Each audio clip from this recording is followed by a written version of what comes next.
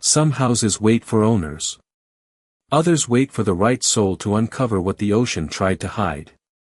The storm over Blackwater Cove had finally passed by dawn, but the sea still carried the mood of something restless and unfinished.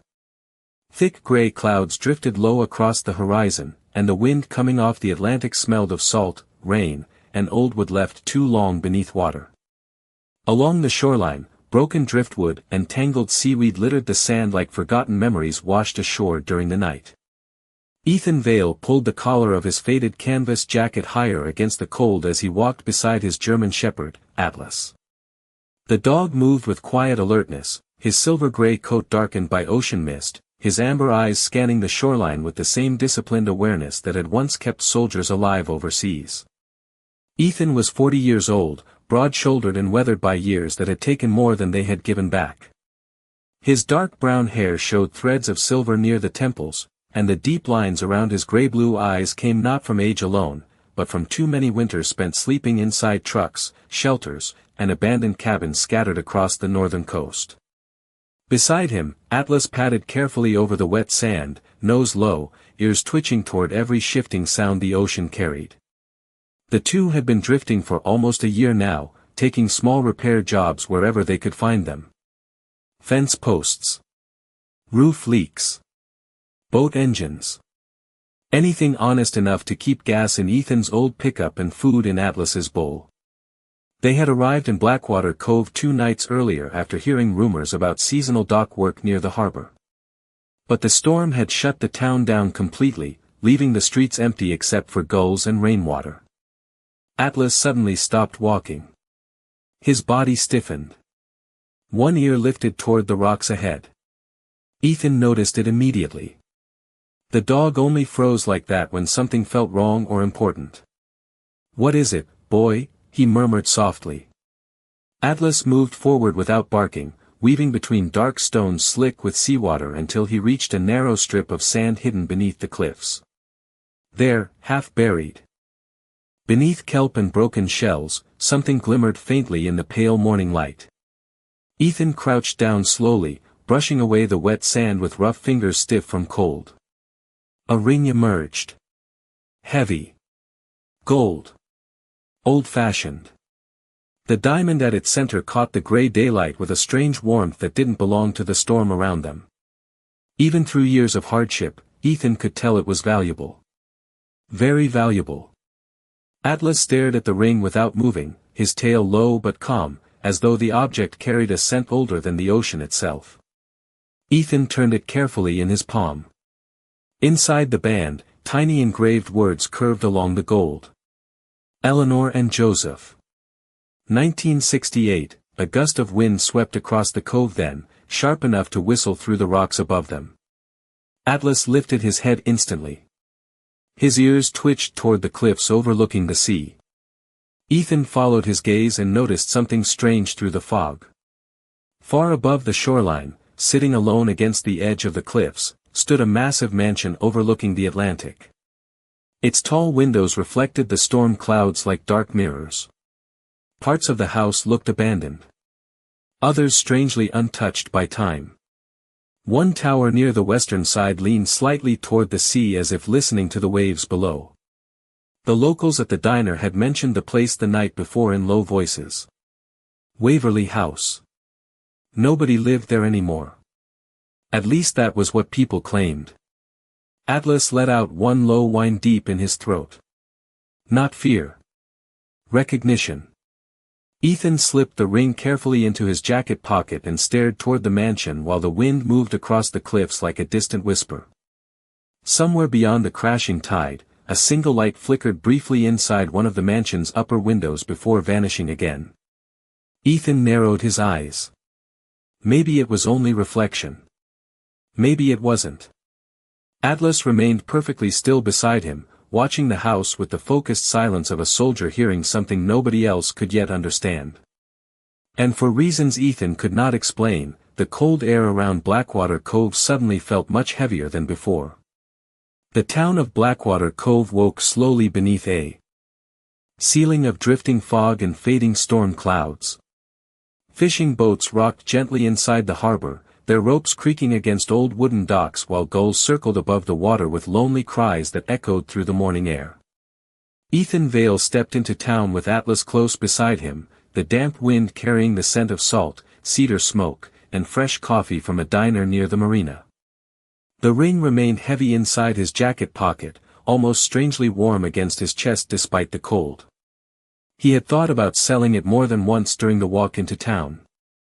A ring like that could buy weeks of food, repairs for the truck, maybe even a motel room where Atlas could finally sleep on a dry floor instead of worn blankets in the truck bed. But every time the thought crossed his mind, the dog glanced up at him with those steady amber eyes, and something inside Ethan refused to take the easy road. The diner bell chimed softly as they stepped inside. Warmth wrapped around them immediately. Old country music played low through hidden speakers while the smell of bacon grease and cinnamon drifted from the kitchen. Conversations quieted for a moment when people noticed Ethan and the shepherd entering together. Not hostile. Just cautious in the way small coastal towns often watched strangers. Atlas remained perfectly calm, moving beside Ethan with disciplined silence. A waitress in her late 60s stood behind the counter pouring coffee into thick ceramic mugs. Her silver hair was pinned neatly beneath a pale blue scarf, and deep smile lines framed eyes that looked both kind and tired. She noticed the ring almost instantly when Ethan placed it carefully on the counter. "I found this down by the cliffs," he said quietly. "Thought maybe somebody in town lost it." The woman froze. Her hand tightened around the coffee pot. "Lord above," she whispered softly. "I have not seen that ring in years." Ethan frowned slightly. "You know who it belongs to?" The woman nodded slowly, lowering her voice. "Eleanor Waverly." The name settled strangely in the room. Two fishermen sitting near the window exchanged uneasy glances before returning to their breakfast. Even the cook behind the kitchen pass looked up briefly at the mention of it. The waitress leaned closer. "That family built half this town 50 years ago. Owned the cannery, the docks, the hotels. Then after Mr. Waverly disappeared at sea back in 1982, things changed." Ethan listened quietly while Atlas rested near the counter, ears twitching at every subtle sound around him. "Most folks stay away from that house now," the woman continued carefully. "Too many strange stories. Lights turning on when nobody lives there. Music during storms. Doors opening by themselves." She gave a nervous laugh afterward, though it carried little humor. "People in towns like this need mysteries to survive the winters." Ethan glanced through the diner window toward the distant cliffs barely visible through fog. "Does Eleanor still live there?" "She does," the waitress replied softly. "Or at least she did yesterday morning." Before Ethan could ask another question, the diner door opened behind him. Cold wind swept briefly through the room along with a tall man in a dark wool coat carrying a leather briefcase. He looked around quickly until his eyes landed on the ring sitting atop the counter. Relief crossed his face immediately. "Where did you find that?" he asked. Ethan stood slowly.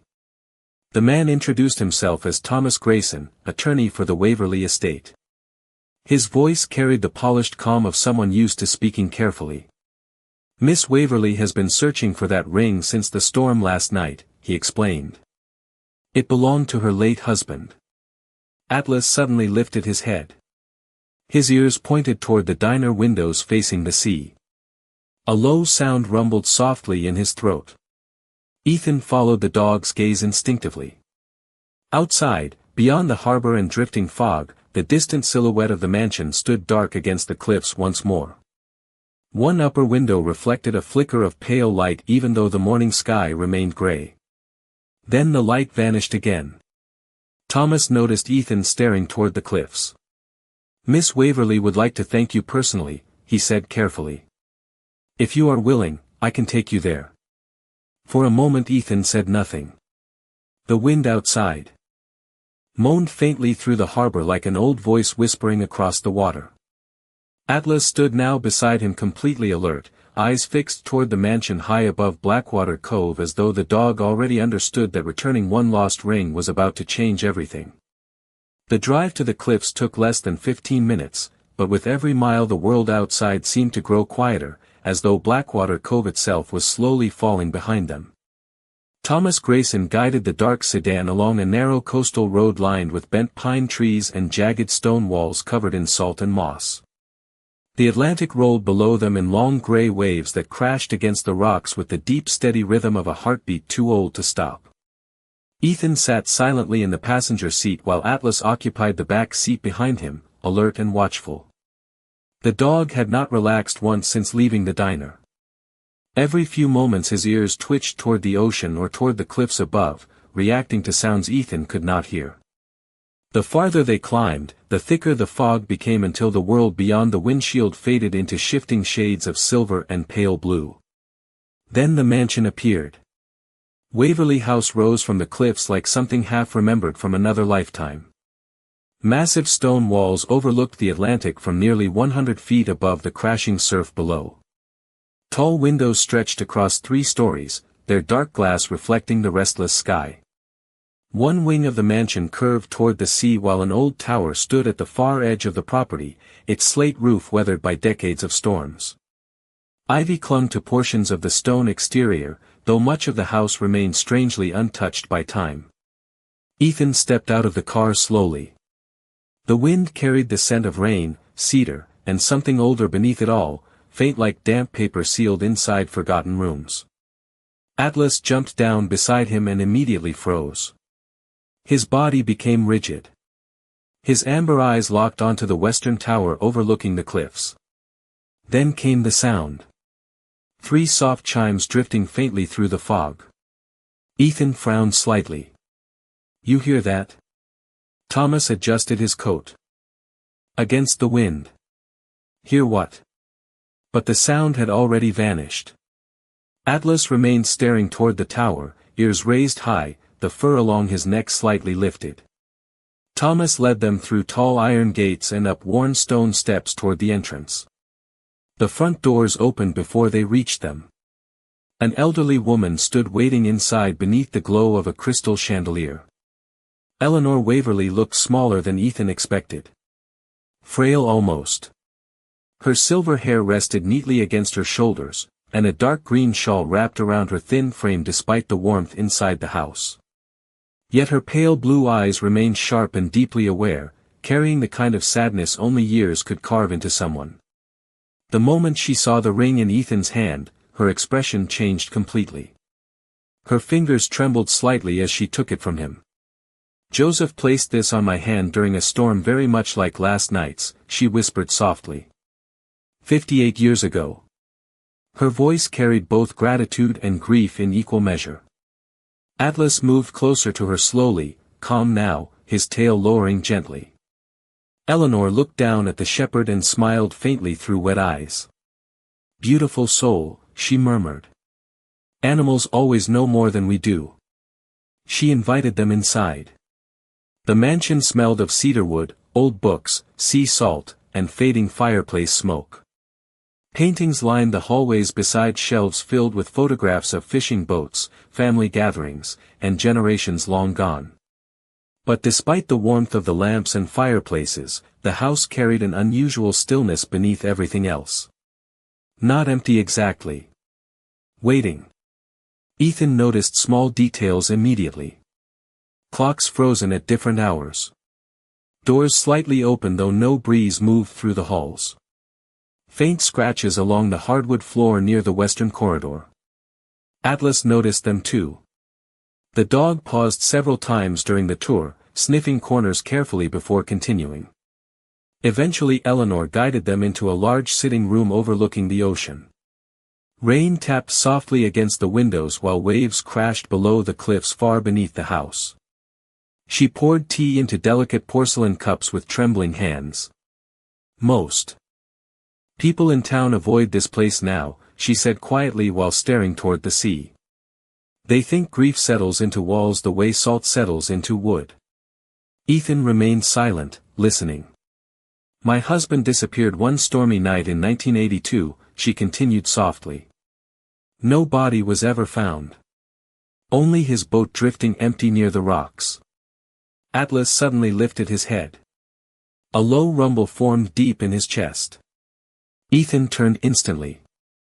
Somewhere above them came a sound. Heavy. Slow. Like footsteps crossing the upper floor of the mansion. Eleanor's hands tightened around her teacup, though she did not look surprised. The footsteps stopped directly overhead. Then silence returned once more. Outside the windows, the ocean continued crashing endlessly against the cliffs while the fog thickened around Waverly House like the sea itself was trying to hide something buried deep within its walls. The sound above them never came again, yet the silence that followed felt heavier than the footsteps themselves. Rain slid slowly down the tall windows overlooking the Atlantic while the fire in the sitting room cracked softly against the growing cold. Eleanor Waverly stared into the flames for a long moment as though listening to memories only she could hear. Ethan remained seated quietly across from her, one hand resting near Atlas's neck. The shepherd had not relaxed. His amber eyes moved constantly between the ceiling, the western hallway, and the distant tower beyond the windows. Most people hear the house eventually, Eleanor said at last, her voice calm but distant. Some leave immediately after. Ethan glanced upward once more. And you stayed. A faint smile touched her face. When you love something long enough, even its ghosts become familiar. The wind outside rose sharply then, rattling the old glass panes with a hollow moan that drifted through the mansion like a voice traveling room to room. Somewhere deeper in the house, a grandfather clock began chiming slowly despite Ethan never seeing one running when they entered. 1. 2. 3. Then silence again. Atlas stood immediately. The dog moved toward the western hallway with focused caution, nails clicking softly against the hardwood floor. Ethan followed close behind while Eleanor watched them from her chair without stopping them. The hallway stretched long and dim beneath antique wall lamps that cast warm gold across faded paintings and dark cedar paneling. Portraits of the Waverly family lined the walls, generation after generation staring outward with solemn expressions touched by sea air and time. At the far end of the corridor stood a narrow staircase leading upward toward the western tower. Atlas stopped at the bottom step. His ears lifted sharply. Then he pressed one paw against the wood as though feeling for something beneath it. Ethan crouched beside him slowly. The staircase smelled faintly of damp salt and old varnish, but underneath lingered another scent almost impossible to place. Metallic. Hidden. Like coins left underwater for decades. He likes that staircase, Eleanor's voice drifted softly from behind them. Ethan turned. She had followed slowly, leaning lightly against the hallway wall for balance. Joseph used to disappear into the tower for hours some nights, she continued. He said the sea sounded different from up there. Atlas began climbing before Ethan could respond. The dog moved carefully up the narrow steps toward the tower landing while the storm outside deepened once more. By the time Ethan reached the top, thunder rolled faintly somewhere far beyond the cliffs. The tower room was circular and lined with tall windows overlooking the Atlantic in every direction. Shelves of weathered books filled the walls beside old nautical maps and framed photographs of fishing vessels lost long ago. In the center of the room stood a large wooden desk covered in dust except for one small area that looked strangely untouched. Atlas approached it immediately. His nose lowered toward the surface. Then he let out one quiet whine. Ethan brushed dust aside carefully with his hand. Beneath it rested a leather journal cracked with age. The initials J.W. were pressed faintly into the cover. Joseph Waverly. Eleanor stopped breathing for a moment when she saw it. I have not seen that in over 40 years, she whispered. Ethan opened the journal slowly. Most pages contained sketches of tides, weather patterns, and lighthouse coordinates along the coast. But near the center of the book, the handwriting changed. Larger. Less steady. Ethan read the line aloud quietly. If the sea ever returns what it took from me, the truth must stay beneath the house. Atlas suddenly growled. Not loudly. Just enough for every hair along Ethan's arms to rise. The dog had turned toward the far side of the tower where a tall bookshelf rested against the curved wall. His body stiffened completely. Ethan walked closer. At first nothing seemed unusual. Then he noticed faint scratches along the wooden floor beneath the shelf, almost hidden beneath years of dust. Marks left by movement. Atlas pressed his nose against the lower corner and barked once sharply. Ethan placed both hands against the edge of the shelf and pushed carefully. The entire structure shifted inward with a deep grinding sound that echoed through the tower. Behind it waited a narrow hidden doorway descending into darkness beneath the mansion. Cold air drifted upward immediately carrying the scent of salt water, rust, and something ancient sleeping beneath stone. Atlas stared into the darkness below without fear, his ears forward, tail still. And somewhere far beneath Waverly House, beyond the hidden staircase and the crashing sea outside, something metallic struck softly against stone 3 slow times like a signal waiting decades to be heard again. The hidden staircase descended deep beneath the mansion in a slow spiral of cold stone and darkness. Moisture clung to the walls in silver beads that reflected the weak glow from Ethan's flashlight while the distant sound of the Atlantic pulsed faintly through the earth itself. Atlas moved several steps ahead, careful and silent, his broad shoulders tense beneath his thick silver-gray coat. Every few moments the dog paused to listen, ears lifting toward sounds buried far below them. Eleanor followed slowly behind Ethan, one hand gripping the iron railing while the other pressed against her chest as though memory itself had become physically heavy. Joseph built this place in secret during the winter before he disappeared, she whispered softly. I always believed it was only a storm shelter. Her voice echoed faintly against the narrow walls. The air grew colder as they descended. Ethan noticed the scent immediately now. Salt water. Rust. Oil from old machinery left untouched for decades. Then the staircase opened into a massive underground chamber hidden beneath the cliffs. Ethan stopped moving entirely. The room stretched farther than his flashlight could fully reach. Stone arches curved overhead while thick support beams reinforced the ceiling like the ribs of an ancient ship buried beneath the sea. Old industrial lamps hung above rows of wooden crates, rusted tools, fishing maps, and shelves lined with weatherproof journals sealed carefully inside glass containers. Along the far wall stood a large steel door almost 8 feet tall with an old maritime symbol painted across its surface in faded white. A lighthouse surrounded by waves. Atlas walked forward slowly through the chamber, nails clicking softly against the stone floor. His ears twitched toward the steel door immediately. Then came the metallic sound again. 3 slow taps from somewhere behind it. Eleanor's breathing became uneven. Dear God, she whispered. Ethan approached the door carefully. Thick salt corrosion covered parts of the metal, but one thing remained strangely clean. A small circular indentation near the center roughly the size of a wedding ring. His eyes shifted toward Eleanor instinctively. She stared at the indentation in silence before slowly lifting Joseph's ring from her trembling hand. He told me once, she said quietly, that some doors only open for people willing to return what was lost. Atlas sat beside the door now, completely calm for the first time since entering the mansion. Ethan took the ring carefully and pressed it into the circular slot. For a moment nothing happened. Then a deep mechanical sound echoed through the chamber. Gears hidden inside the walls groaned awake beneath layers of rust and time.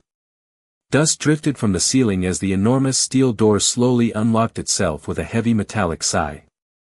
Cold air rushed outward immediately carrying the scent of cedarwood, seawater, and something unexpectedly warm beneath it all. The room beyond looked untouched by time. Soft golden lamps flickered alive one by one as though electricity still somehow flowed beneath the cliffs after all these years. Ethan stepped inside slowly. Atlas followed at his side while Eleanor covered her mouth in disbelief. The hidden chamber was not a vault filled with gold or jewels. It was something far stranger. Along the walls stood shelves packed with detailed blueprints, journals, weather logs, and photographs documenting decades of coastal storms and rescue routes. Large maps covered entire sections of the room with handwritten notes marking dangerous currents, hidden reefs, and emergency shelter locations scattered along the coastline. In the center stood an enormous radio console connected to old maritime communication equipment still humming softly with faint electrical life. Ethan stared around the room in silence. Joseph was building a rescue network, he murmured. Eleanor slowly nodded through tears gathering in her eyes. The storms here used to kill dozens of fishermen every decade, she whispered. Joseph wanted to create warning systems along the entire coast. Emergency shelters. Hidden radio stations. Places people could survive when the ocean turned cruel. Ethan stepped closer to the radio desk where one final journal rested beneath a layer of dust. He opened it carefully. The final page carried Joseph's handwriting, shakier than the others. If you are reading this, then the sea finally returned the ring. Trust the man who brings it home. The house will know him. Silence filled the underground chamber after Ethan finished reading. Even the ocean outside seemed suddenly distant. Atlas lowered himself beside the desk, resting one paw against the old wood while staring toward Ethan with quiet understanding. Then from somewhere above them deep within the mansion, a bell began ringing softly through the walls. Not random. 3 slow chimes drifting downward through stone and darkness like the house itself had finally awakened after waiting half a lifetime. The bell continued ringing somewhere above them, its slow mournful chimes drifting through the stone like echoes from another lifetime. Ethan stood motionless inside the hidden chamber while the soft electrical hum of the old radio equipment blended with the distant pulse of the Atlantic beneath the cliffs. Atlas remained beside the desk, calm now, though his ears still flicked occasionally toward the ceiling as if listening to movements the others could not hear. Eleanor lowered herself carefully into a nearby wooden chair, her pale hands trembling slightly as she stared around the underground room her husband had hidden for decades. Tears shimmered in her eyes, though her expression carried something deeper than grief now. Relief. He finished it, she whispered softly. Even after everyone told him he was chasing ghosts. Ethan moved slowly along the walls studying the maps and journals spread across the chamber. Every shelf revealed another piece of Joseph Waverly's hidden life. Emergency supply inventories. Tide calculations. Weather warnings. Names of fishermen rescued during storms stretching back nearly 40 years. One wall held photographs of families standing safely beside boats after violent winters at sea. Beneath many of the pictures Joseph had written small notes in careful handwriting. Returned home safely. Children waiting at the dock. Worth every sleepless night. Ethan felt something tighten quietly inside his chest. He understood that kind of purpose. The need to keep building something useful after surviving years that left other parts of you broken. Atlas suddenly stood and walked toward the far side of the chamber where another narrow hallway disappeared deeper beneath the mansion. A faint draft moved through the darkness carrying the scent of cedar smoke and seawater. Ethan followed him slowly. The hallway opened into a second room smaller and warmer than the rest. At first glance it looked almost untouched since the 1980s. A wool blanket rested neatly across a narrow bed beside an oil lamp and a weathered leather chair facing a small stone fireplace. Books lined the shelves beside a coffee mug still resting upside down on the table as though someone intended to return any moment. Eleanor stopped in the doorway behind Ethan and covered her mouth softly. Joseph's room, she whispered. Atlas approached the fireplace carefully. Then he sat directly in front of the stone wall and stared upward without moving. Ethan noticed it immediately. One stone near the center looked newer than the others. Cleaner somehow. He crouched beside Atlas and pressed against it gently. The stone shifted inward with a dull click. A hidden compartment opened slowly inside the wall revealing a small cedar box wrapped carefully in oilcloth. Eleanor's breathing caught sharply as Ethan lifted it free. Inside rested several folded documents, an old brass compass, and a sealed envelope with Eleanor's name written across the front in Joseph's careful handwriting. Her fingers shook as she opened it. The room became silent except for the distant ocean beyond the cliffs. She read slowly at first. Then tears began sliding quietly down her cheeks. Ethan looked away respectfully while Atlas rested his head gently against Eleanor's knee. After a long moment she finally spoke. Joseph knew he was sick, she whispered. The doctors gave him less than a year. Her voice cracked softly beneath the weight of decades. He believed the storms were becoming worse every season and he wanted this place finished before he was gone. Ethan listened quietly while the old fireplace crackled faintly beside them. He wrote that if the sea ever returned the ring to shore, then the person who brought it back would be someone the house itself had chosen. Eleanor looked up at Ethan then with eyes full of both sadness and certainty. Joseph believed kindness leaves echoes behind. He trusted those echoes more than money or bloodlines. Ethan did not know how to answer. Outside the storm had finally begun fading. Through a narrow window near the ceiling, pale evening light filtered softly into the underground room, turning the stone walls gold and silver. Atlas suddenly lifted his head again. This time he did not growl. Instead he walked calmly toward the old radio console back in the main chamber.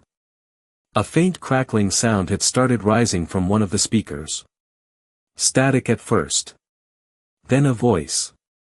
Weak. Distorted. Almost swallowed by time itself. Ethan froze as the speaker hissed softly to life. If anyone hears this, the voice paused beneath waves of static. Eleanor's hand flew to her mouth. Joseph, she whispered. The old recording continued through bursts of interference and ocean noise. The shelters along the northern coast are finished, the signals are working, and if Eleanor is listening someday, another burst of static swallowed part of the message before the voice returned faint but steady. Tell her the sea did not take me angry. I left believing goodness still finds its way home. Silence settled over the chamber afterward so gently it almost felt sacred. Even the ocean beyond the cliffs seemed quieter now, as though somewhere far beneath the storm and stone, a man lost for 40 years had finally found his way back to shore.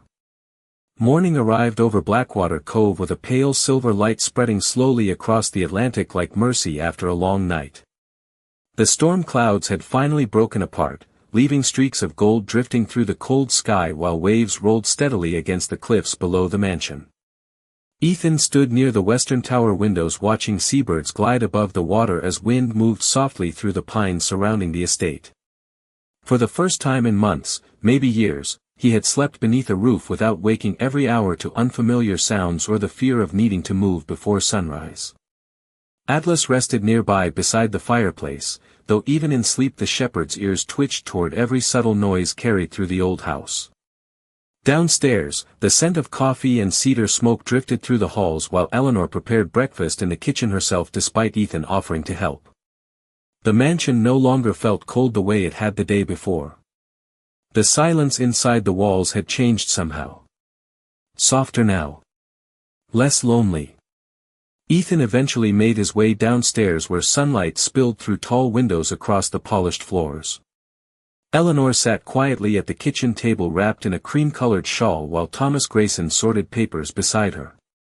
Atlas walked ahead into the room and rested his head gently against Eleanor's hand. She smiled faintly and scratched behind his ears. He reminds me of Joseph's old rescue dogs, she said softly. Always listening to things people miss.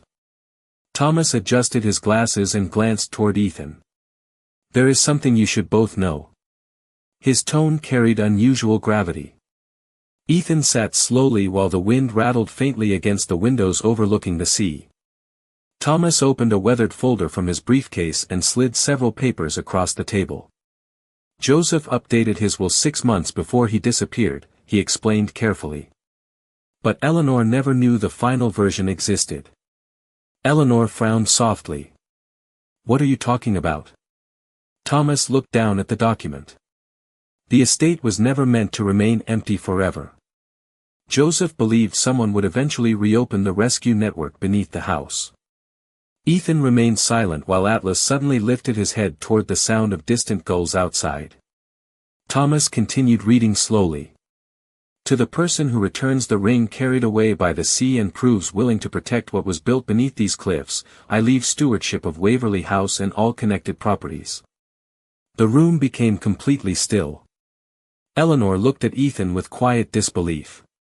Joseph left the mansion to a stranger. Thomas shook his head gently. Not a stranger. Someone he believed the sea itself would choose. Ethan leaned back slowly, stunned by the weight of the words settling around him. That cannot be serious. It is legally binding, Thomas replied softly. Every document has been verified for decades. Joseph believed the rescue network would only survive in the hands of someone who understood hardship and service. The old grandfather clock in the hallway began ticking again just then, though Ethan could have sworn it had remained silent every previous hour. Atlas rose slowly to his feet and walked toward the window overlooking the cliffs. Beyond the glass, sunlight now touched the ocean in bright silver ribbons stretching endlessly toward the horizon. Eleanor's eyes filled gently with tears, though her smile carried peace instead of sorrow now. Joseph spent his whole life believing kindness returns to people. In ways they never expect, she whispered. Maybe he was right. Ethan looked around the kitchen slowly. The warm sunlight. The cedar walls. The sound of waves below the cliffs. He had spent years drifting from town to town believing stability belonged to other people. People with cleaner histories and better luck.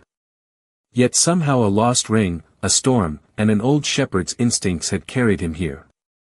Atlas suddenly barked once toward the cliffs outside. Ethan followed his gaze immediately. Far below the mansion near the rocky shoreline, several fishermen were gathered beside a damaged boat struggling against rising tidewater left by the storm. One of the men waved frantically toward the cliffs. Without hesitation Ethan stood. Somebody needs help. Atlas was already moving toward the front door before the sentence finished. Eleanor watched them go with a faint knowing smile touched by both sadness and hope. The house chose well, she whispered softly to herself while morning light filled the old kitchen, and somewhere deep beneath the mansion, the hidden radio system hummed quietly back to life after 40 silent years. The path leading down from the cliffs twisted sharply between wet rocks and wind-bent pines before opening onto the narrow shoreline below the mansion.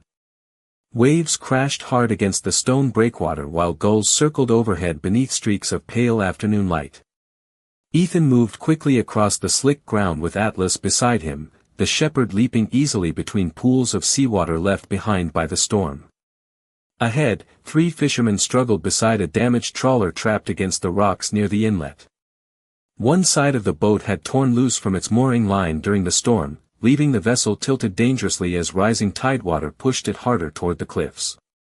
The oldest fisherman looked up in visible relief when Ethan approached. "Thank God," he called out above the surf. "The anchor line snapped and the current keeps dragging her sideways." Ethan studied the scene instantly with the calm focus years of military engineering had burned into his instincts. The damaged boat was still salvageable if stabilized before the tide rose. Another few feet. Atlas paced the shoreline carefully, watching the shifting waves with intense concentration. Then the dog barked sharply toward a cluster of rocks near the edge of the water. Ethan followed his gaze immediately. A secondary line had become tangled beneath the rocks, hidden beneath foam and driftwood. "There," Ethan shouted. "If we free that line, we can pull her straight again." The men moved quickly beside him while Atlas remained planted near the edge of the surf, ears fixed toward the crashing water as though measuring every movement of the tide itself. Within minutes the line pulled free, and together they guided the trawler back toward deeper water before securing it safely against the dock supports near the inlet. When it was finally done, the oldest fisherman removed his cap slowly and wiped seawater from his weathered face. "Name's Walter Briggs," he said, extending a rough hand. "You just saved us about $50,000 worth of boat and gear." Ethan shook his hand quietly. "Glad we got here in time." Walter's eyes shifted toward the cliffs above them where Waverly House stood overlooking the coast. "You staying up there with Miss Eleanor?" Ethan hesitated briefly before nodding. The other fishermen exchanged surprised glances. Walter let out a low breath. That old place has not had new life inside it in decades. Atlas walked slowly along the shoreline while the men talked, nose low near the rocks. Suddenly he stopped again beside a rusted metal pole half buried beneath seaweed. The shepherd barked once sharply. Ethan crouched beside him and brushed away the wet sand. A faded emergency marker emerged from beneath the debris. One of Joseph Waverly's old storm warning posts. Walter stared at it in disbelief. "I have not seen one of those since I was a kid," he murmured. "Your husband saved a lot of fishermen with that system," Ethan said later that evening while standing beside Eleanor on the mansion balcony overlooking the Atlantic. The ocean had calmed now beneath the setting sun, turning the water into ribbons of silver and deep blue stretching endlessly toward the horizon. Eleanor wrapped her shawl tighter against the cold wind. Joseph believed every lighthouse mattered, even if only one ship ever saw the light. Atlas rested nearby watching gulls drift through the fading sky while warm light glowed behind them through the mansion windows. For the first time in many years, the estate no longer looked abandoned against the cliffs. Smoke rose gently from the chimneys. Lamps glowed warmly behind the old glass. Even the air felt different somehow. Alive again. Thomas Grayson arrived shortly before sunset carrying another stack of legal documents beneath his arm. "Word is already spreading through town," he said with a faint smile. "People are saying the old rescue stations beneath the cliffs may reopen." Ethan looked out toward the ocean quietly. Joseph built all of that for the town. It should belong to the people who still need it. Eleanor studied him carefully for a moment before smiling softly to herself. "That is exactly what Joseph hoped you would say." Far below them the waves rolled steadily against the rocks while evening fog drifted slowly across the shoreline. Atlas suddenly lifted his head toward the western tower. One soft bell chime echoed through the mansion. Then another. Ethan turned instinctively toward the sound. But this time the house no longer felt haunted. It felt grateful. Somewhere deep beneath the cliffs, the hidden radio equipment continued humming softly through the night while the old mansion overlooking Blackwater Cove finally breathed with life once more, as though after decades of silence, kindness had returned home to the sea. Winter settled gently over Blackwater Cove in the weeks that followed, wrapping the harbor town in silver mornings, woodsmoke evenings, and the steady rhythm of waves rolling beneath the cliffs. The mansion overlooking the Atlantic no longer stood silent against the shoreline. Warm light glowed through its windows every night now, and the sound of radios humming softly beneath the stone foundations carried once more through hidden emergency lines Joseph Waverly built decades earlier. Fishermen began stopping by the estate almost daily, bringing damaged weather equipment, old maps, and stories passed down through generations.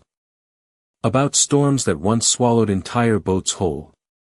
Ethan worked beside them from sunrise until dusk repairing radio towers, restoring warning systems, and reopening emergency shelters hidden along the coast. Atlas never left his side.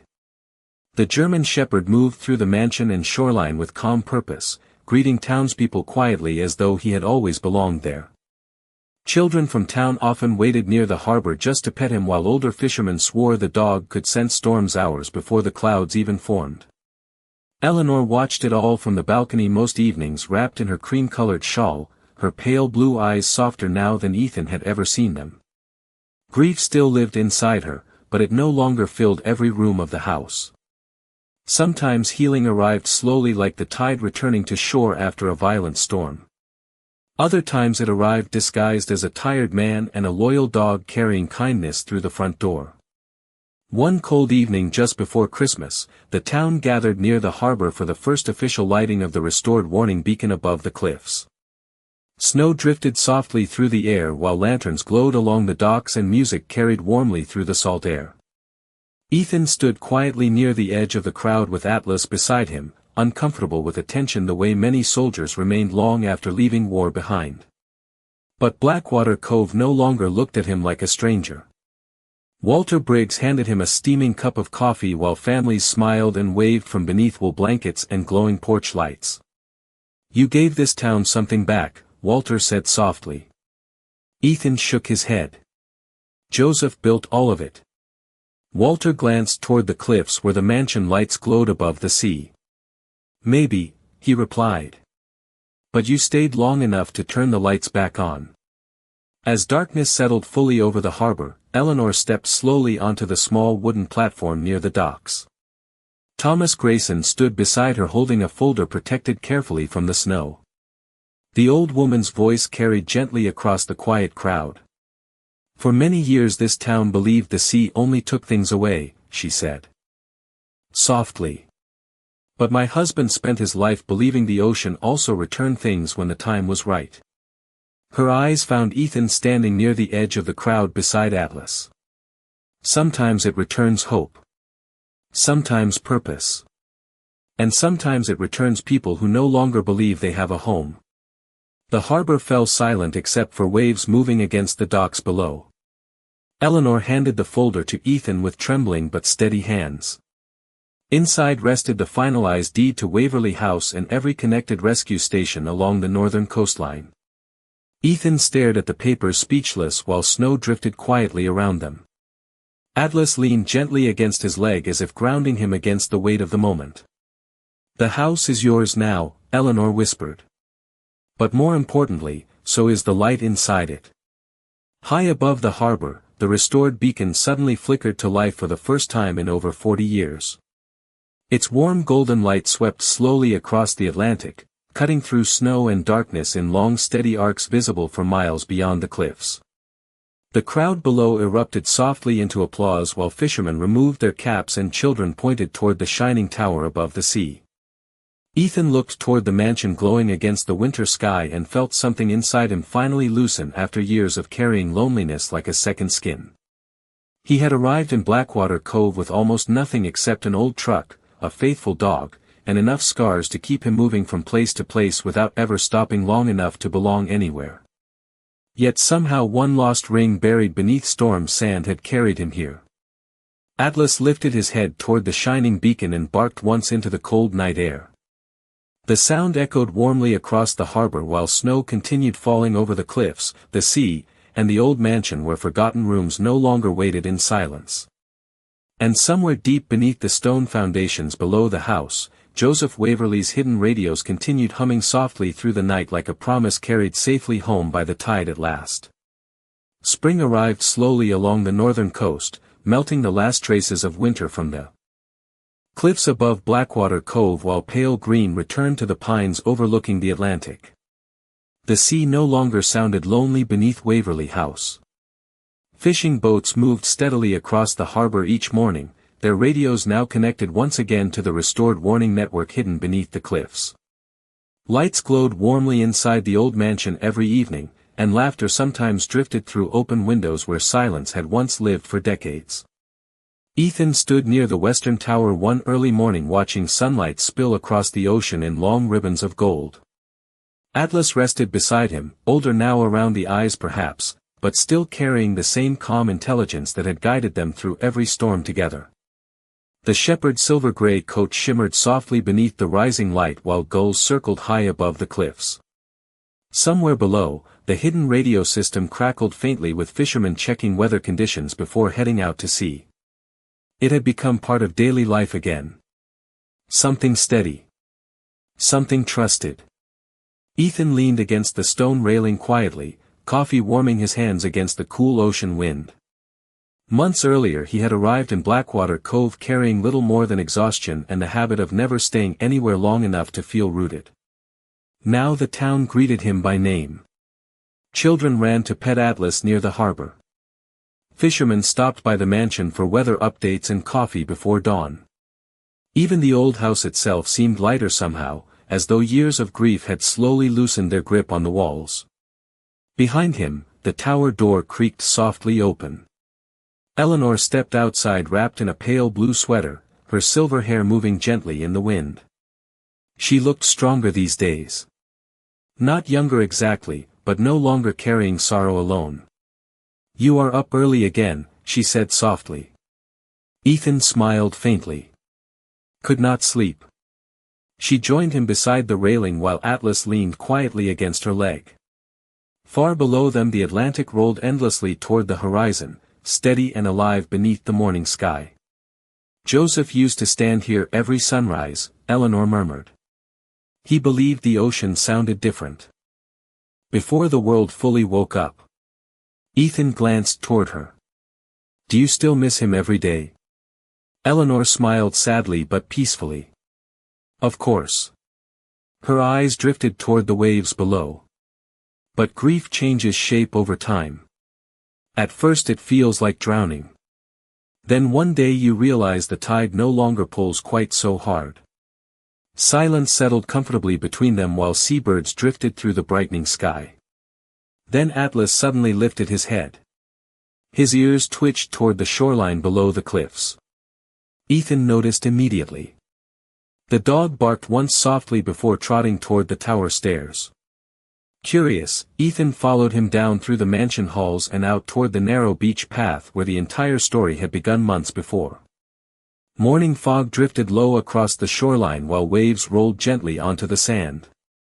Atlas moved confidently between the rocks until he reached the same hidden cove where Ethan had first discovered Eleanor's lost ring after the storm. There the shepherd stopped beside a weathered wooden box half buried beneath driftwood and seaweed. Ethan crouched slowly and pulled it free. The box was old cedar sealed carefully against moisture. Inside rested a folded photograph protected beneath wax paper. Ethan stared quietly at the image. It showed a much younger Joseph and Eleanor standing together on the cliffs beside two German shepherd rescue dogs sometime during the 1970s. Written carefully beneath the picture were a few faded words in Joseph's handwriting. "For the day the sea returns kindness home." Ethan sat silently for a long moment while ocean wind moved softly through the cove around him. Atlas lowered himself beside the rocks, calm and watchful as always. Somehow the discovery did not feel accidental. It felt like one final piece of a story the ocean had been carrying for decades, waiting for the right moment to return it to shore. Ethan looked out across the Atlantic where sunlight now danced across the water like scattered glass. He thought about storms survived. Roads traveled. Long nights spent believing life had quietly forgotten him somewhere along the way. Yet standing there beside the faithful dog who never left him, holding a photograph hidden by a man he never met but somehow understood deeply, Ethan finally realized something simple and true. Sometimes miracles do not arrive like lightning or grand revelations. Sometimes they arrive slowly through ordinary acts of kindness, carried patiently across years of silence until they find the people who still have the courage to return what was never truly theirs to keep. Above the cliffs, the old mansion windows glowed warmly in the morning light while beneath the stone foundations the hidden radios hummed softly beside the sea, and for the first time in many years, Ethan Vale no longer felt like a man searching for home because somehow, quietly and unexpectedly, home had already found him. Summer came to Blackwater Cove wrapped in warm ocean wind and long evenings painted gold across the Atlantic. The harbor no longer carried the tired silence Ethan remembered from the day he first arrived after the storm. Fishing boats lined the docks before dawn each morning while restored radio towers blinked steadily along the coastline, their warning signals protecting vessels miles out at sea. The old mansion above the cliffs had become something the town once believed it could never be again. Alive. Lanterns glowed warmly along the pathways at night. Children played on the grassy hill near the western tower while fishermen gathered beneath the balcony sharing weather reports, coffee, and stories that drifted through the salt air long after sunset. Ethan moved through it all quietly, still uncomfortable with being called the owner of Waverly House. In his mind he remained what he had always been.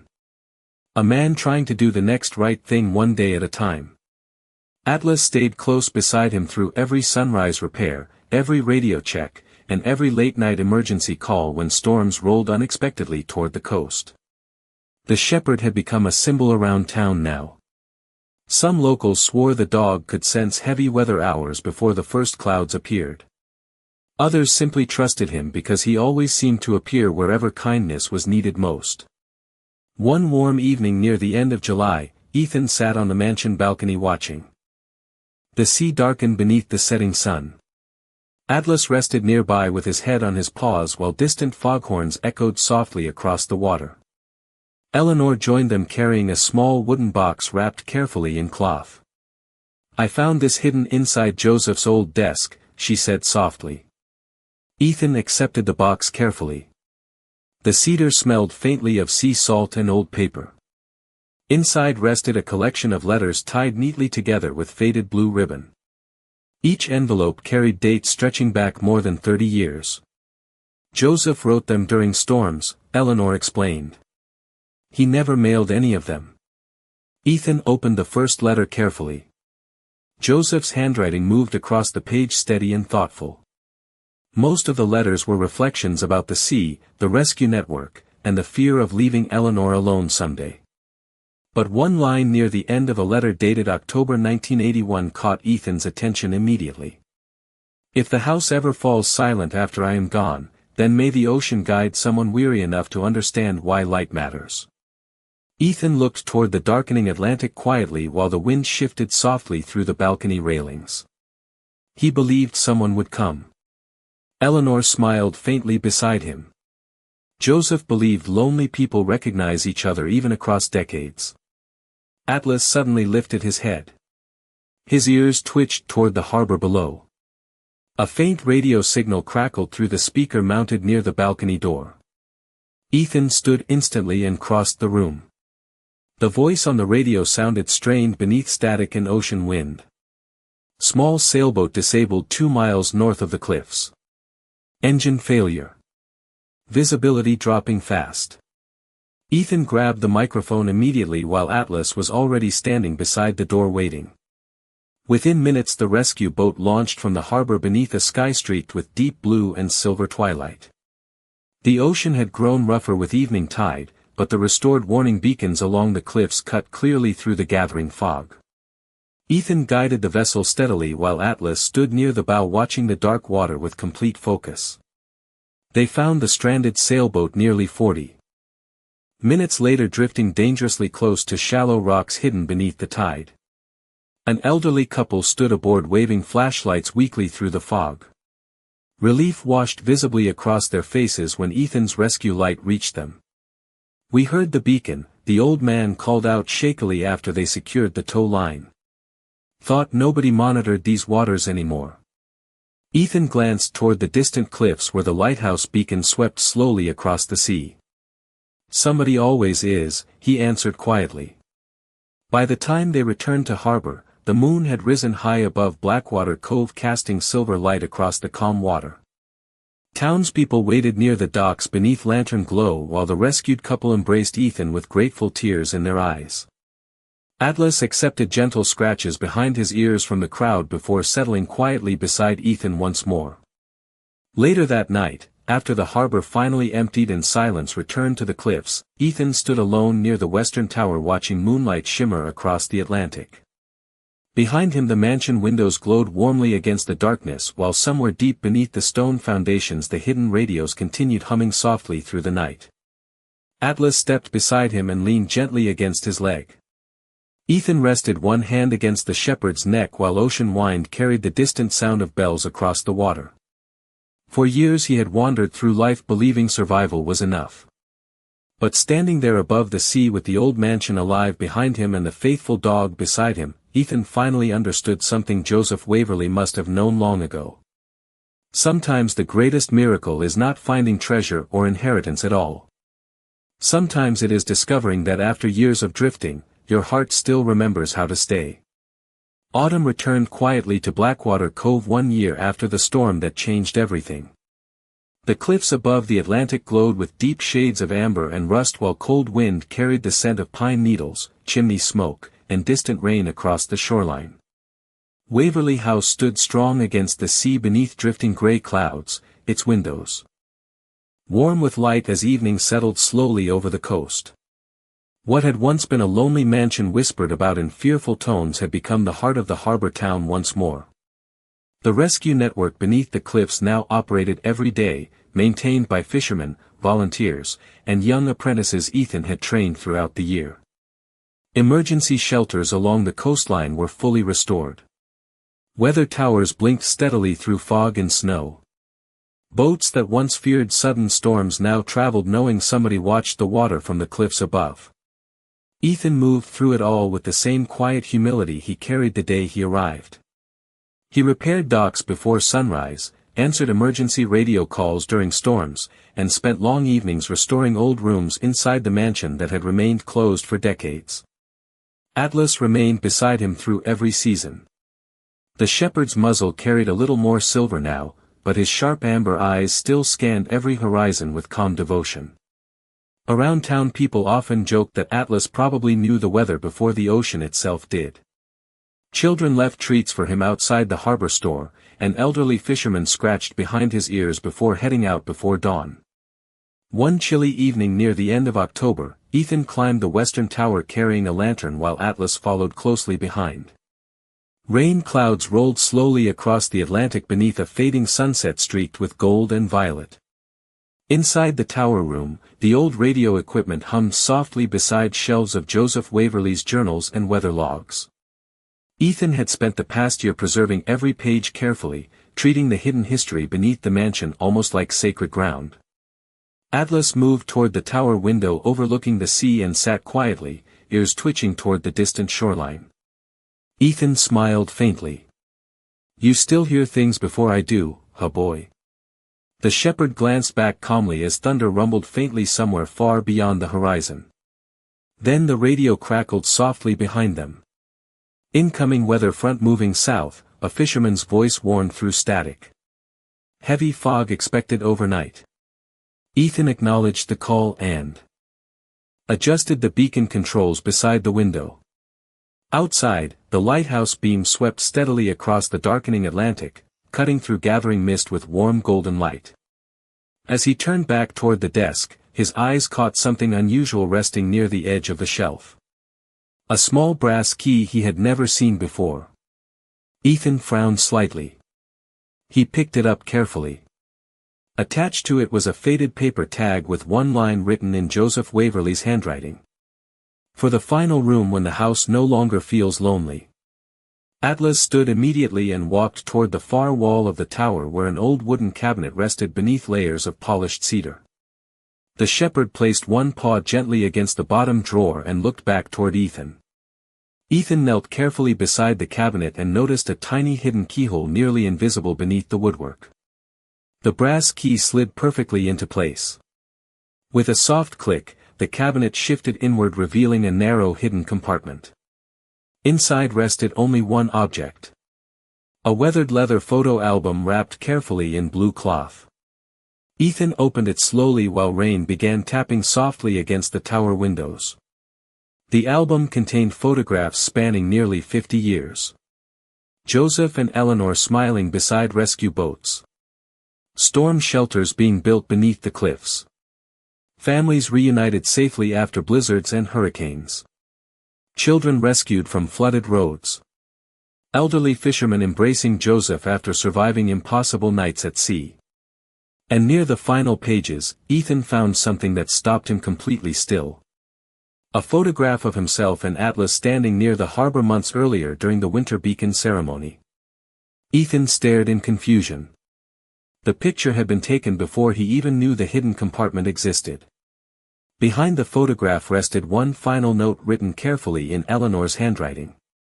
"Joseph always said the house would recognize its next guardian long before we did." Ethan sat quietly while the storm gathered outside the tower windows and Atlas rested beside his chair. The old mansion creaked softly around them, no longer sounding haunted or empty, but alive with memory, purpose, and peace. Somewhere below, the hidden radios hummed steadily beneath layers of stone while waves rolled against the cliffs with the same ancient rhythm they had carried for centuries. Ethan looked out across the dark Atlantic where the beacon light continued sweeping faithfully through fog and rain. A year ago he had arrived in Blackwater Cove believing his life had become nothing more than drifting from one cold morning to the next. But standing there beside the loyal dog who never stopped guiding him forward, Ethan finally understood what Joseph and Eleanor had known all along. Sometimes the sea does not return lost things immediately. Sometimes it carries them gently through years of storms and silence until the exact moment someone is finally ready to receive them. And beneath the warm glow of Waverly House overlooking the Atlantic, a homeless veteran who once believed he had nothing left discovered that kindness had been leading him home the entire time. Winter returned to Blackwater Cove with the quiet certainty of tides following the moon. Snow gathered softly along the cliffs overlooking the Atlantic while cold waves rolled endlessly beneath the restored beacon tower above the sea. Waverly House glowed warmly against the storm-gray horizon, its windows shining like lanterns through the fog for fishermen returning home after dark. Nearly 2 years had passed since Ethan first walked the shoreline beside Atlas and discovered a ring buried beneath storm sand. Yet some mornings he still woke before dawn half expecting to find himself back inside his old pickup truck with nowhere permanent to go. Healing moved strangely that way. Even after life changed, certain parts of the heart needed time to believe it. Ethan stepped onto the balcony wrapped in a heavy wool coat while snow drifted slowly through the air around him. Atlas followed close behind, his silver-gray coat dusted lightly with flakes as he moved beside the railing overlooking the harbor below. The shepherd paused there every morning now, watching the coastline with calm focus while fishing boats prepared to leave the docks before sunrise. Somewhere deep beneath the mansion, the old rescue radios hummed softly through the walls like a steady heartbeat beneath stone. Behind Ethan, warm light spilled from the kitchen where Eleanor prepared tea beside the fire. Though age had slowed her steps, peace had returned to her life in ways neither of them fully expected. The mansion no longer echoed with grief alone. It carried warmth now. Purpose. Voices. During storms the rescue network beneath the cliffs operated day and night helping vessels navigate dangerous waters exactly as Joseph once dreamed. Young volunteers from nearby towns even traveled to Blackwater Cove to learn emergency radio operations and coastal rescue work from Ethan himself. Atlas had become their unofficial instructor. Somehow the dog always sensed incoming weather before the radar systems fully caught it. One snowy evening just before Christmas, heavy fog rolled suddenly across the harbor while freezing rain coated the docks in silver ice. Ethan sat inside the western tower checking weather frequencies when Atlas abruptly lifted his head from beside the fireplace. The shepherd's ears stiffened toward the radio console. Then came a faint crackle through the speaker followed by a frightened voice barely audible beneath static. Emergency signal, small cabin cruiser, engine dead near Northern Shoals. Ethan moved instantly. The Northern Shoals were dangerous even during daylight. In freezing fog they became deadly. Within minutes the rescue boat cut through dark water beneath the beacon light while Atlas stood at the bow steady against the wind. Snow mixed with freezing rain across the harbor, reducing visibility almost completely. But Atlas never stopped watching the waves ahead. Suddenly the shepherd barked sharply toward the left side of the channel. Ethan turned immediately and caught the faint outline of a drifting cabin cruiser trapped dangerously close to the rocks. Inside sat a terrified young family wrapped in blankets while icy waves struck the side of the disabled boat. Ethan guided the rescue vessel carefully through the narrow passage while Atlas remained perfectly balanced at the front, watching every shift in the current. Minutes later the family stepped safely onto the harbor. Docks shaking with relief but unharmed. The young father gripped Ethan's hand tightly while tears filled his exhausted eyes. "We thought nobody could see us out there," he whispered. Ethan glanced toward the distant cliffs where Waverly House glowed through snow and fog like a lighthouse itself. "Some lights stay on for a reason," he answered softly. Later that night the storm finally eased. Snow blanketed Blackwater Cove in silence while lanterns flickered warmly across the harbor. Ethan stood alone near the western tower balcony watching moonlight shimmer faintly across the Atlantic beyond the falling snow. Atlas rested beside him with his head leaning gently against Ethan's leg. The world below looked peaceful in a way Ethan once believed belonged only to other people. People with easier lives. Cleaner histories.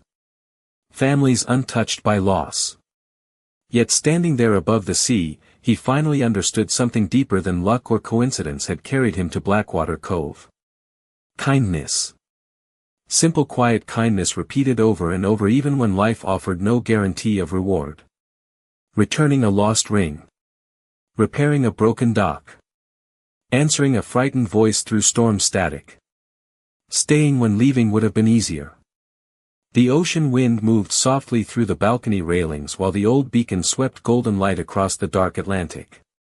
Somewhere beneath the mansion floors, Joseph Waverly's radios continued humming steadily through the winter night beside maps, journals, and memories once buried beneath silence. Ethan looked toward the endless horizon where sea met snow and sky, then rested one hand against Atlas's thick fur. For years he had searched for purpose without realizing purpose often arrives disguised as service. And sometimes the greatest inheritance is not a mansion